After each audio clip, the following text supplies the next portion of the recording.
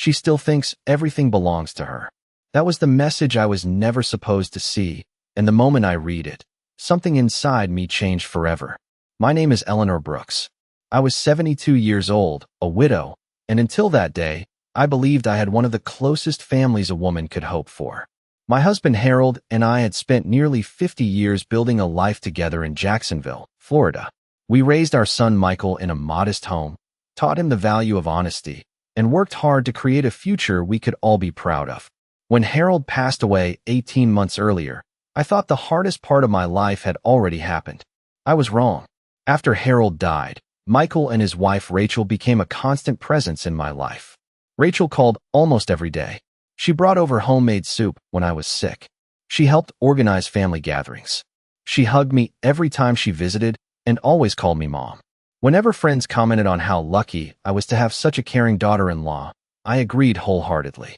I trusted her completely. That trust lasted until a quiet Tuesday afternoon in early spring. Rachel had stopped by the house to help me sort through several boxes of old photographs from the attic. We spent most of the afternoon laughing over faded vacation pictures and school portraits from decades ago. Everything felt normal, comfortable, familiar. Around 3 o'clock, Rachel stepped outside to take a phone call while leaving her tablet on the dining room table. I had no reason to pay attention to it. In fact, I was not even looking in its direction. Then a notification appeared on the screen. The message flashed for only a moment, but it was impossible to miss. She still thinks everything belongs to her. My eyes froze on the words. At first, I assumed there had to be some misunderstanding. Perhaps it was about someone else. Perhaps I had read it incorrectly. Yet before the notification disappeared, I saw the sender's name. It belonged to a friend Rachel often talked about. My stomach tightened. I told myself not to jump to conclusions. One message does not tell an entire story. Still, I could not ignore the strange feeling growing inside me. A few minutes later, Rachel returned smiling exactly as she always did. She sat beside me, picked up an old photograph of Harold, and spoke kindly about how much she missed him. If I had not seen that message, I would have believed every word without question. Instead, I found myself studying her face, looking for something I had never looked for before. Was there guilt hidden behind that smile? Was I imagining things? The rest of the afternoon passed normally. Rachel laughed. She helped carry boxes back upstairs. Before leaving, she hugged me and reminded me to call if I needed anything. I smiled and thanked her. Not once did I mention the message. Not once did I ask a question. That evening, after she left, I sat alone on my back porch watching the sun disappear beyond the trees. The air felt warm, but I could not shake the chill settling over my thoughts. For the first time since Harold died, I found myself wondering whether the people closest to me were keeping something from me.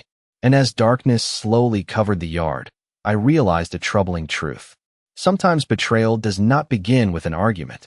Sometimes it begins with a smile. For the next several days, I tried to convince myself that I was overreacting. One message was not evidence of a conspiracy.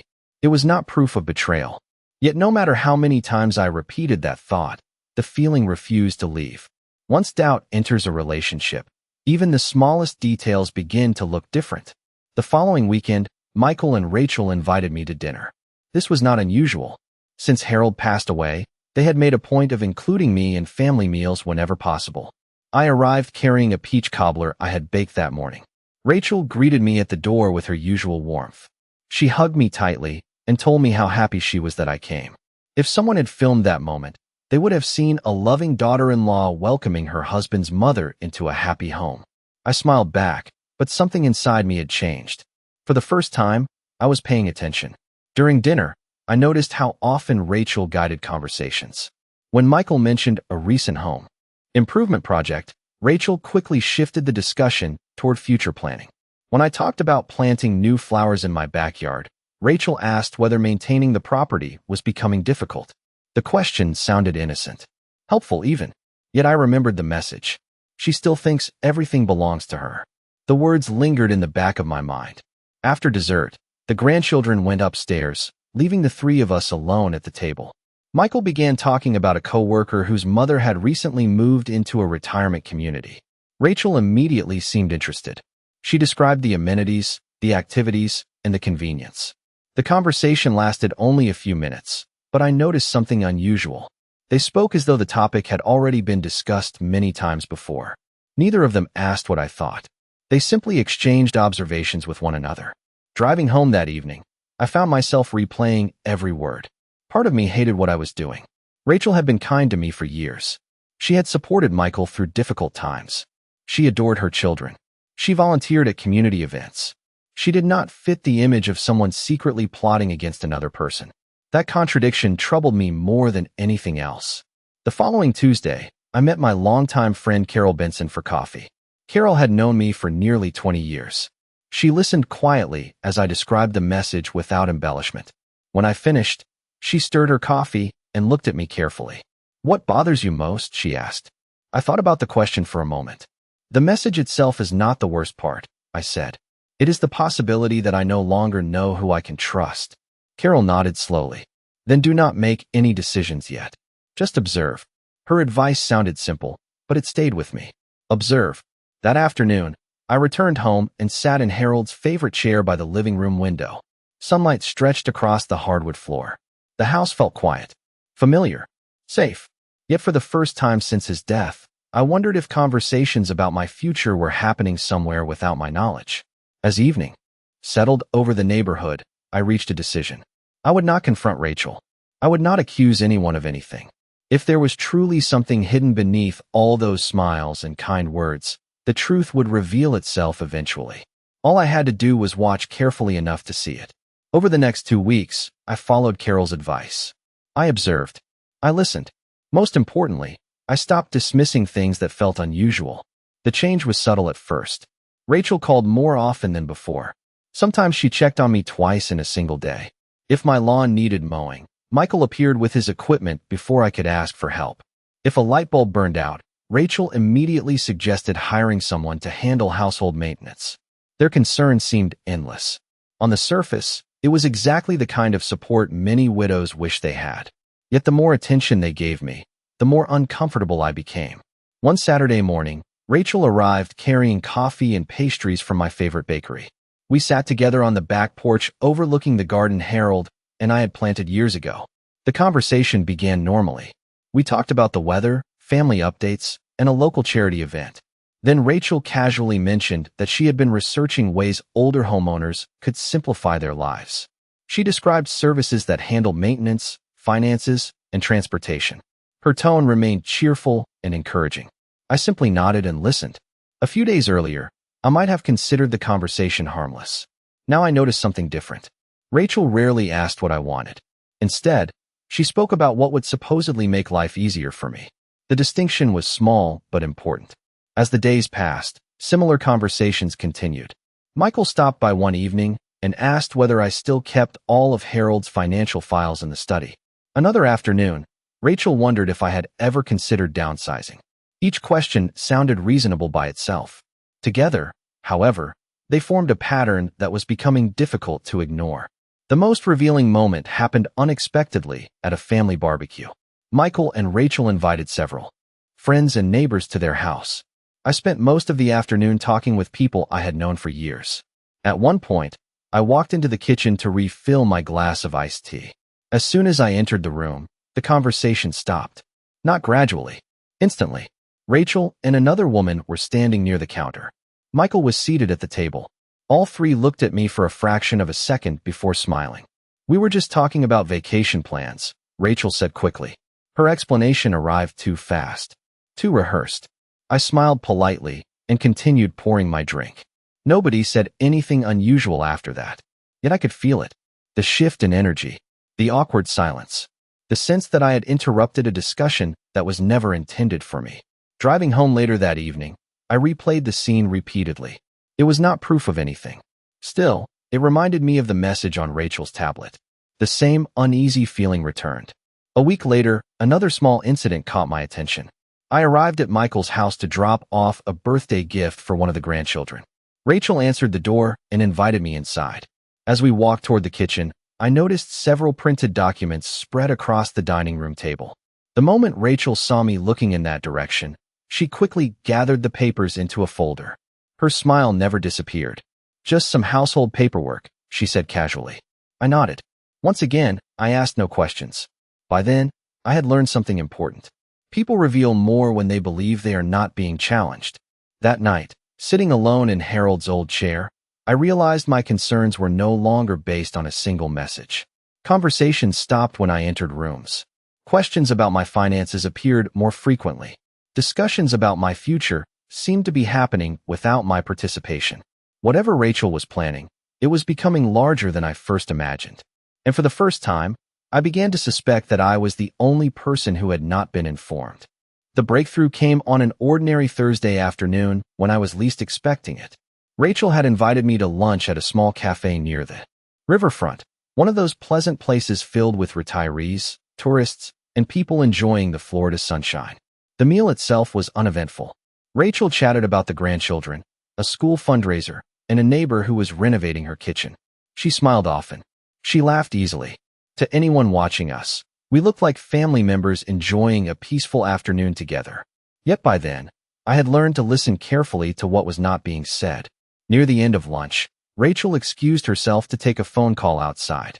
I remained at the table sipping iced tea and looking through the large front windows. A few minutes later, she returned looking slightly distracted. She apologized, paid the bill, and offered to drive me home. During the ride, her phone connected automatically to the car's audio system. Almost immediately, a notification appeared on the dashboard screen. The message itself lasted only a second before disappearing, but I caught enough of it to make my heart skip. It contained my name. More specifically, it contained my full legal name. Rachel quickly pressed a button and cleared the notification. She continued talking as though nothing had happened. I said nothing. By now, silence had become my greatest advantage. Later that evening, I found myself thinking about the message.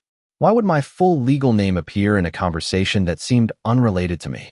The question lingered in my thoughts long after sunset. 2 days later, another strange event occurred. I attended a charity luncheon hosted by a local community organization where I had volunteered for years. During the reception, I ran into a woman named Susan Keller. Susan worked part-time for a financial planning office and had always been friendly. After exchanging pleasantries, she asked a question that immediately caught my attention. "How are you feeling about everything?" she asked. I smiled politely. "About what?" Her expression changed. "Oh, I thought you were already discussing your transition plans." I stared at her. "What transition plans?" Susan looked genuinely uncomfortable.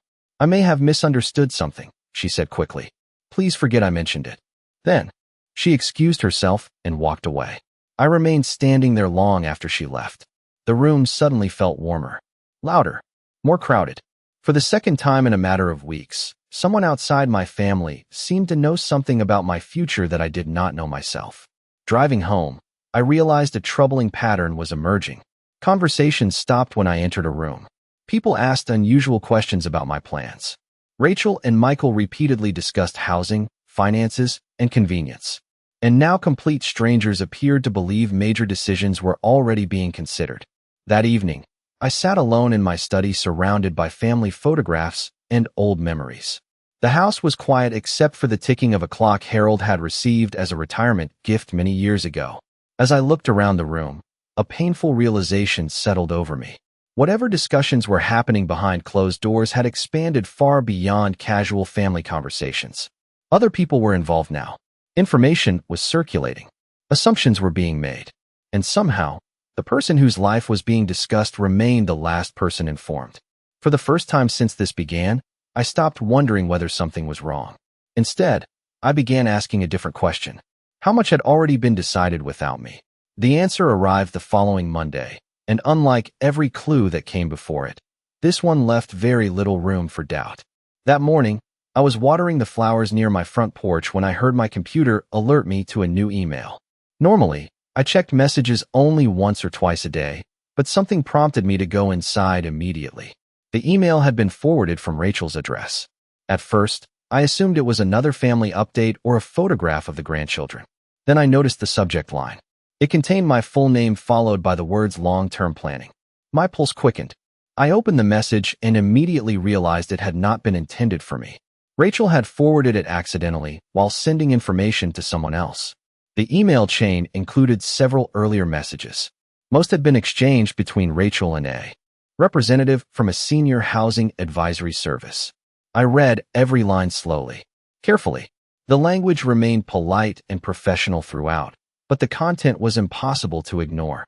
Rachel had provided details about my age, my home, my financial situation, and possible timelines for a future move. She had asked about housing options, waiting lists, and recommendations for older adults transitioning out of private residences. One sentence stopped me cold. We are hoping to help her understand that remaining in the house is no longer the best long-term solution. I read that sentence 3 times. Not because I misunderstood it, because I wanted to be certain I had not imagined it. There was in plain English. Decisions about my future were being discussed with outside organizations. Recommendations were being requested. Plans were being explored. Yet no one had ever asked me what I wanted. I sat quietly at my desk, staring out the window toward the backyard Harold and I had spent decades caring for together. Strangely, I did not feel angry. Not yet. What I felt was disappointment. A deep, heavy disappointment that settled into my chest. The email continued for several pages. Most of it focused on logistics, housing availability, and support services. Nothing illegal, nothing dramatic. Yet every message carried the same assumption. My future was being planned by people who believed they already knew what was best for me. The most painful part came near the end of the exchange. A representative had asked whether I was aware of these discussions. Rachel's response was brief. Not yet. We are working on the right approach. I leaned back in my chair and closed my eyes. Suddenly the message on the tablet made sense. The conversations that stopped when I entered rooms made sense. The strange questions, the housing brochures, the comments from strangers, all of it connected.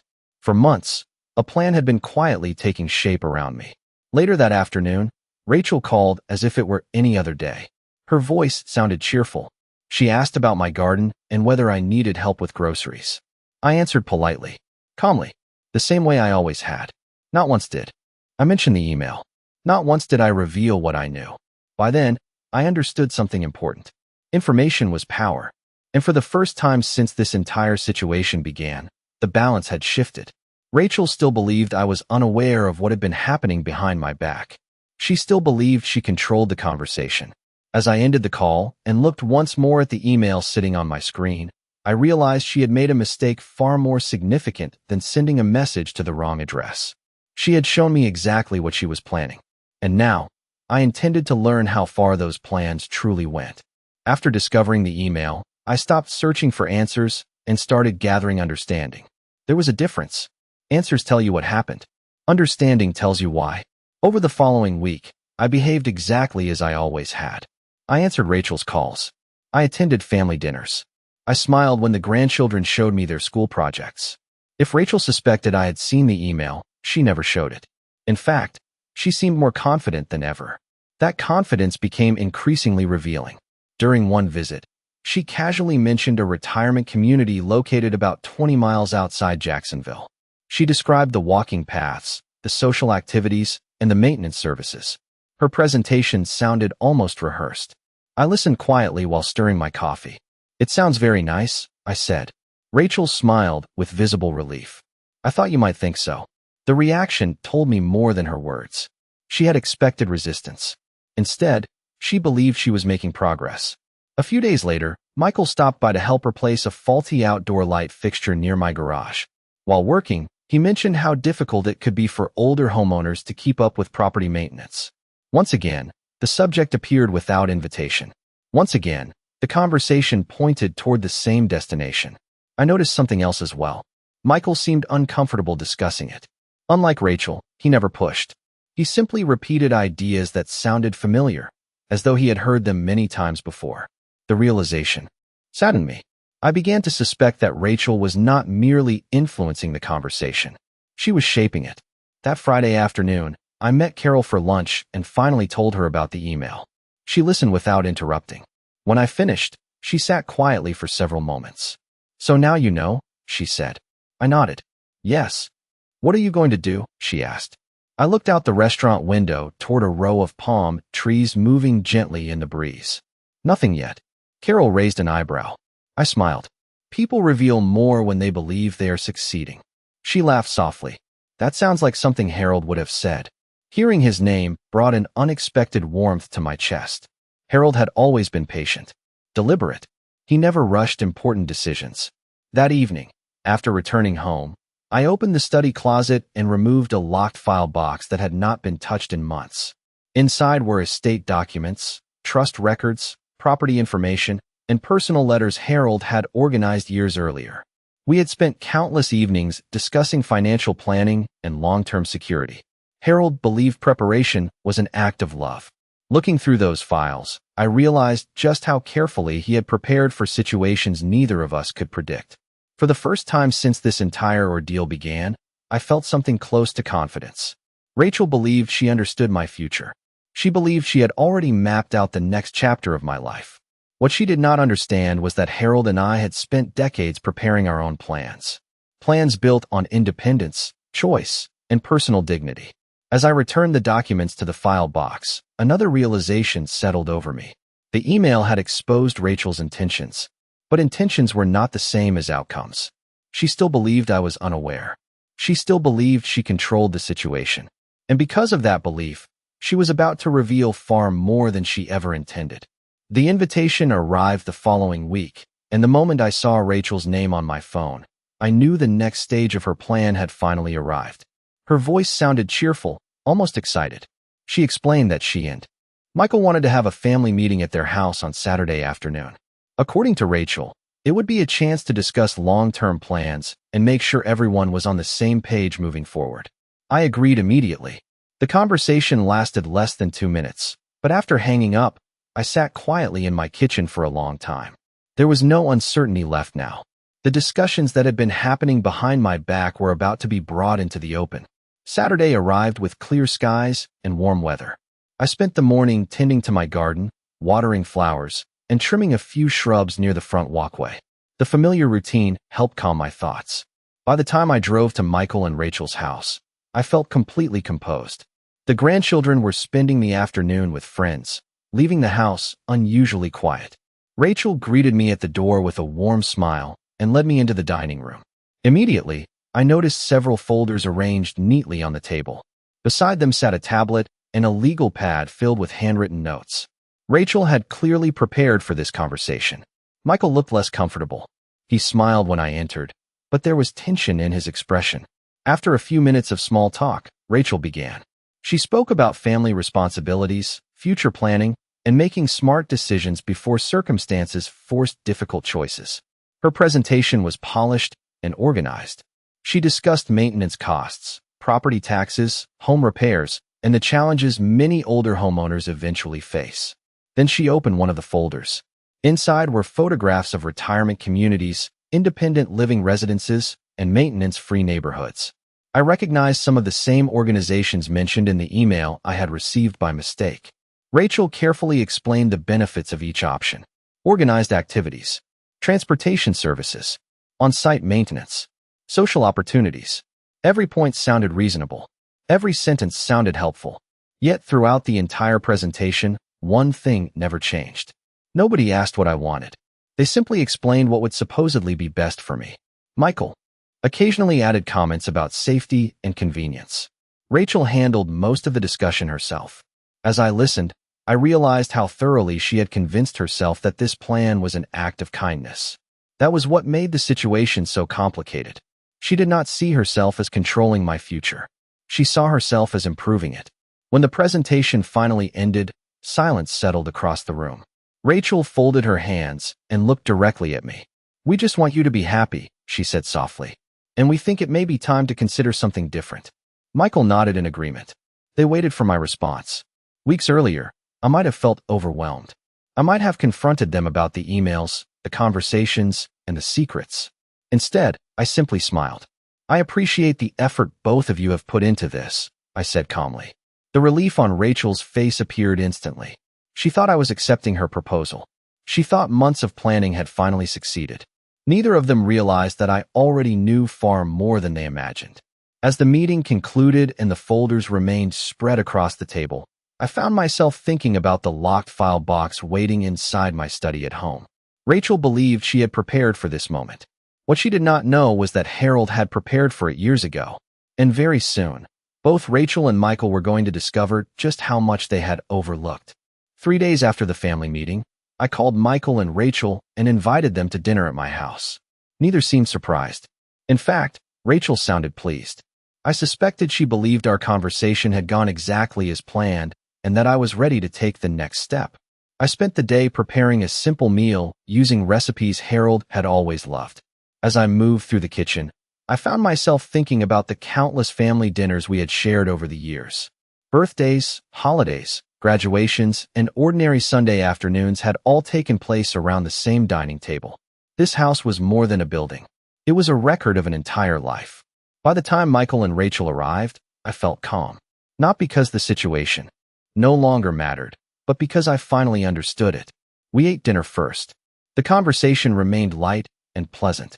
Rachel talked about the grandchildren. Michael discussed a project at work. Nobody mentioned retirement communities or future housing plans. It was almost as though the family meeting had never happened. After dessert, I stood and walked into my study.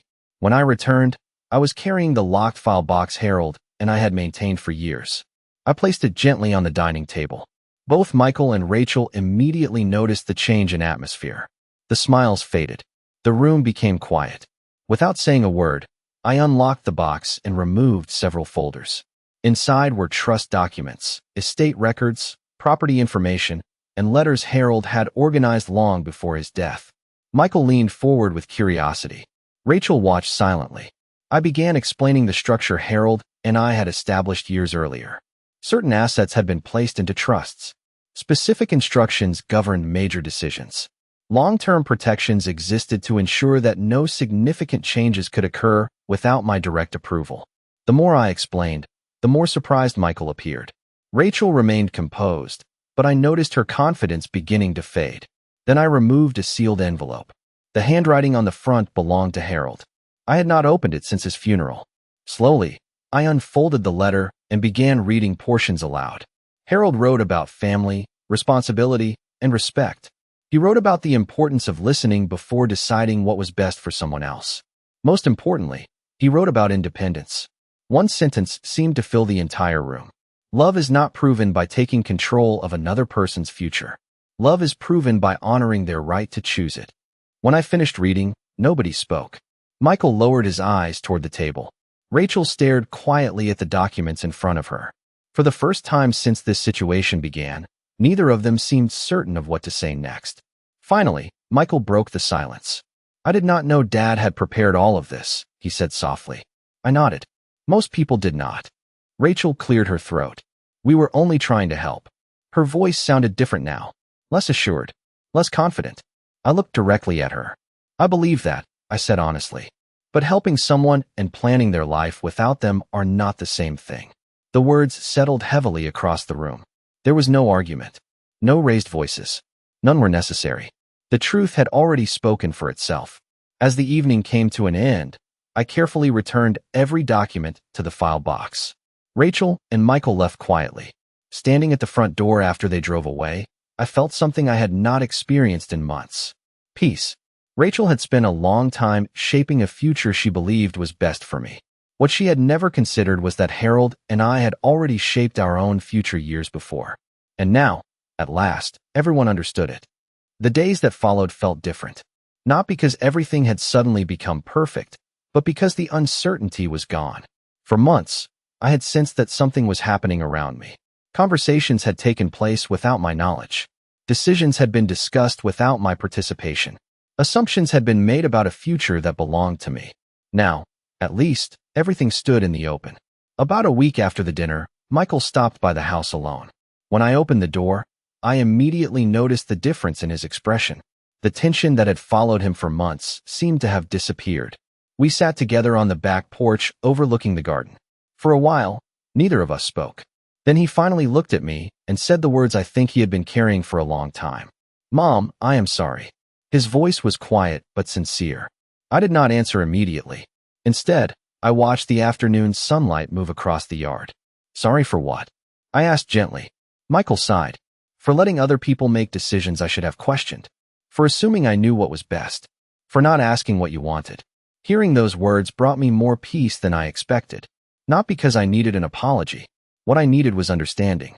Michael had finally recognized what had gone wrong. The issue had never been retirement communities or housing options. It had never been maintenance costs or future planning. The issue was respect. Somewhere along the way, concern had turned into control. Good intentions had replaced honest conversations. We talked for nearly 2 hours that afternoon, more honestly than we had spoken in years. For the first time since Harold passed away, I felt as though my son was truly listening again. Rachel called later that evening. Her voice sounded hesitant, almost nervous. She apologized as well. Not dramatically, not defensively, simply and sincerely.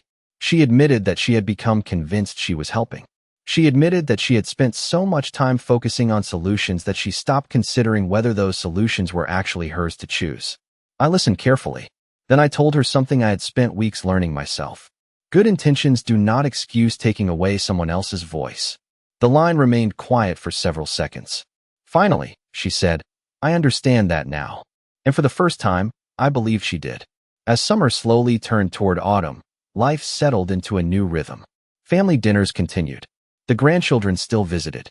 Rachel still called. Michael still stopped by to help with projects around the house. Yet one important difference remained. Nobody discussed my future without including me. Nobody assumed.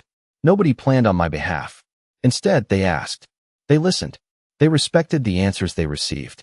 One evening, several months later, I found myself sitting alone on the back porch with a cup of tea as the sun disappeared behind the trees. The same porch where I had spent countless evenings with Harold. The same yard where our son had played as a child. The same home others had quietly decided I should leave behind. Looking around, I realized something important. The greatest loss I experienced was never the threat of leaving this house. It was the realization that trust can fade when people stop seeing you as capable. The greatest victory was not proving anyone wrong. It was reclaiming my place in my own story. Family is not measured by who makes decisions for you.